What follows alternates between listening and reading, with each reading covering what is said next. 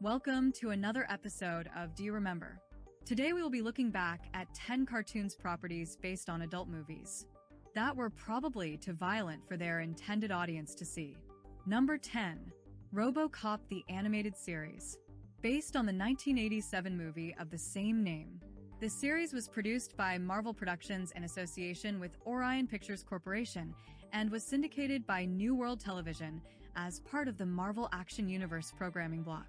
The show made a number of changes to the RoboCop universe to make it more appropriate for younger viewers, including replacing bullets with laser weapons and shifting the series to a more science fiction setting. In this series, RoboCop had a red light in the middle of his visor, which occasionally panned the whole visor. It is set in an alternate continuity where events similar to those shown in the movie happened, excluding Clarence Boddicker's death, who shows up in the last episode. Ownership of the series passed to Disney in 2001 when Disney acquired Fox Kids Worldwide, which also included Marvel Productions, while Amazon MGM Studios remains as the current rights holder of the RoboCop franchise. It ran for 1 season and 30 episodes. In 1998, RoboCop had another short-lived animated series called RoboCop Alpha Commando. The series is set in the year 2030 and deals with RoboCop being reactivated after 5 years offline to assist a federal high-tech group, Alpha Division, in their vigilance and struggle against DARC, Directorate for Anarchy, Revenge, and Chaos, a highly advanced terrorist organization and other forces of evil. The series shared many of the same writers who had contributed to the 1980s animated series, but had even less in common with the films or television canon that it was based on. RoboCop has numerous gadgets in his body that were never in the film, such as roller skates and a parachute. The absence of and Lewis was never explained. Besides RoboCop/Alex J. Murphy himself, Sergeant Reed is the only character from the movies to be present in the series. It also ran for 1 season and 40 episodes. Number 9. Rambo. The Force of Freedom, also known simply as Rambo, is a 1986 American animated series based on the character of John Rambo from David Carell's book First Blood and the subsequent films First Blood and Rambo, First Blood Part 2. This series was adapted for television by story editor/head writer Michael Chain and also spawned a toy line. The series ran for 65 episodes and was produced by Ruby Spears Enterprises. It debuted on April 14, 1986 as a 5-part miniseries and was renewed in September as a daily cartoon. Production. Many reviewers have noted that Rambo, The Force of Freedom, was obviously inspired by the success of G.I. Joe, a real American hero. Sergio Pereira of Comic Book Resources, noting the similarities between SAVAG and Cobra, and between Colonel Troutman and General Hawk. According to a 1987 interview with Doug Thompson of the Toy Manufacturers of America, the Coleco company spent $15 million on the show. There was controversy because Rambo, The Force of Freedom, was the first animated series to be adapted from an R-rated film series. Because of this, fictional countries and backstories are featured, some of them echoing historical or current events. In order to meet Federal Communications Commission decency standards and make the series viewable for children, the violence level was significantly reduced compared to the films.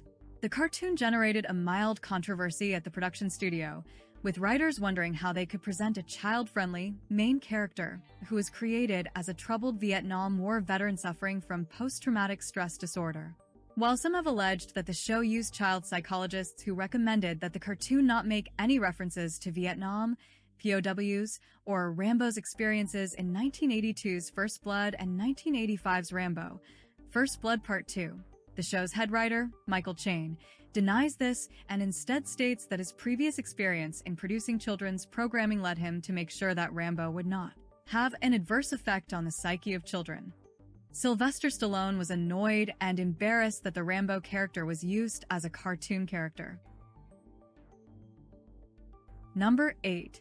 Conan the Adventurer. Conan the Barbarian may have originated from Robert E. Howard's classic pulp magazine stories, but the 1992 cartoon was undoubtedly buoyed by the success of Arnold Schwarzenegger's previous 2 outings at the titular Barbarian. Produced by Jetlag Productions in association with Sunbow Productions, the series debuted on September 13, 1992, ran for 65 episodes, and concluded on November 22, 1993. The series was developed by Christy Marks, who served as the sole story editor. The series was produced in association with Graz Entertainment for the first 13-episode season, AB Productions and Gene Calipin's Creativite ET development for the remaining episodes. The series also spawned a small toy line in 1992 created by Hasbro. The animated version was popular with fans and audiences alike, and also praised for staying largely true to Robert E. Howard's material, and was one of the most popular sword and sorcery cartoons alongside He-Man and Dungeons and Dragons. However, it did receive some criticism for being more suitable to younger audience, removing the adult content and toning down the violence. According to the AV Club, this cartoon, like the other two Conan television series, has been significantly defanged, dumbing down and infantilizing the character to the degree that he's robbed of his savage appeal. This couldn't have appeared more apparent with its spin-off, The Conan and the Young Warriors, which lasted only 13 episodes. Number 7. Beetlejuice. At first glance, it might seem strange that a rather risque movie like Beetlejuice would be turned into a television series, but in this case it actually seems to work on its own. In part, this is because Tim Burton also signed on as an executive producer for the show. The series follows the adventures of ghostly conman Beetlejuice and his best friend Lydia in the Netherworld and the Mortal World, the New England town of Peaceful Pines. As in the film, Lydia could summon Beetlejuice from the Netherworld or go there by calling his name 3 times. The series' humor relied heavily on sight gags, wordplay, and elusiveness. Many episodes, notably towards the end of the series' run, were parodies of movies, books, and TV shows. The episode Brides of Funkenstein was based on an idea submitted by a teenage girl who was a fan of the show. Danny Elfman, who composed the theme for the film, also arranged it for the series. Many of Beetlejuice's mannerisms have been toned down to comply with its young audience, so no strip clubs or sexual innuendos here. The series was widely praised for its very polished and stylized intro, which till this day still stands the test of time.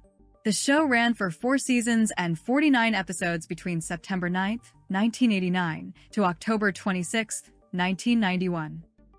Number 6. Highlander the Animated Series. In the Highlander films, Christopher Lambert's character Connor MacLeod can often be heard to remark that there can be only one. That's certainly not proven to be the case for the Highlander franchise, which, to date, has spawned 6 films, 2 TV shows, an upcoming reboot. The series, produced by Tim Burton Productions, is set in the far future of the 27th century. The last living descendant of the original Highlander fights against the evil dictator Corton. The story unfolds on post-apocalyptic Earth, after a meteorite collision nearly wipes out all human civilization after setting off nuclear weapons. Following this catastrophe, Connor MacLeod, the protagonist of the original film, and the other immortals forswear the game of fighting each other until only one immortal remains to win the prize. Instead, the immortals swear to preserve human knowledge and help humanity. They cast away their swords and call themselves Jetators, from the French word jeta, thrown away. As expected, to violence was toned down due to this being a children's show. So none of the characters met an untimely death with their heads chopped off.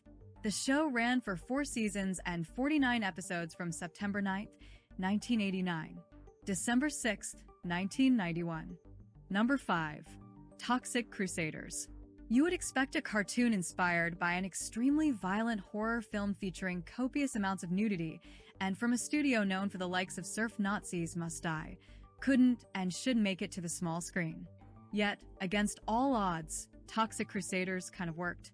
Tapping into the trend for environmentally focused cartoons created by shows like Captain Planet, the series toned down much of what made the Toxic Avenger movies so shocking in order to create a show about a group of misfit superheroes led by Melvin Junko's nerd-turned-grotesque mutant with superpowers, Toxie. Joined by a sentient mop, each week Toxie and his crew battled against a series of villains including Smogulans, an alien race who need pollution in order to survive. As this incarnation was aimed at children, Toxic Crusaders is considerably tamer than the films it was based on, although it contained adult-oriented jokes that would go over most children's heads.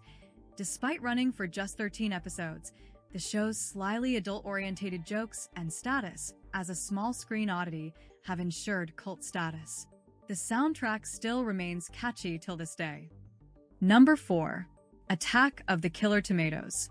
Despite sharing the same name as the original 1978 film, the Attack of the Killer Tomatoes animated series had more in common with its belated sequel, 1988's Return of the Killer Tomatoes, which is best known for starring George Clooney in an early movie role. Picking up where the second film left off, the series initially centered on pizza boy Chad Finletta and his tomato-turned-human girlfriend Tara Bumday's efforts to thwart the villainous Dr. Putrid T. Gone Green. However, things took a surprise turn in the show's second season when, after an experiment gone wrong, Dr. Gone Green is forced to team up with Finletta and Bumday against a gang of twice-mutated tomatoes who have taken over the world. Despite the formulaic setup, the Attack of the Killer Tomatoes cartoon did occasionally strike a subversive note, most notably with the character of the Censor Lady, who occasionally appeared to stop other characters committing violent acts and to break the fourth wall and warn the audience. Another character called the Tomato Guy regularly appeared to simply catch someone off guard by shouting the word tomato.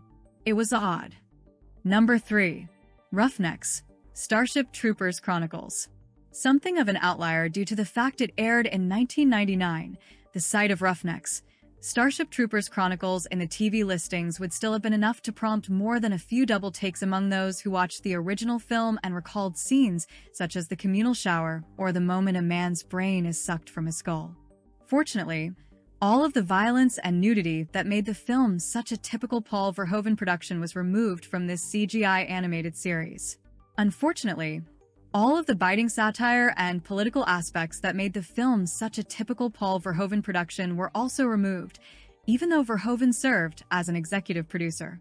Instead, the series focused on Rozhok's Roughnecks, a mobile infantry squad embroiled in the war between humanity and an extraterrestrial bug race of arachnids, similar to the ones found in the movie, but wholly less effective. Featuring some striking character design for the period, including power armor suits with episodes focusing on specific missions, the show might have garnered more of a following, but a series of disputes and scheduling problems diluted any fan momentum, while plans for a finale featuring a titanic battle against the bug forces on Earth were put on ice after production was halted before the series was supposed to end. Number 2. Police Academy, the animated series.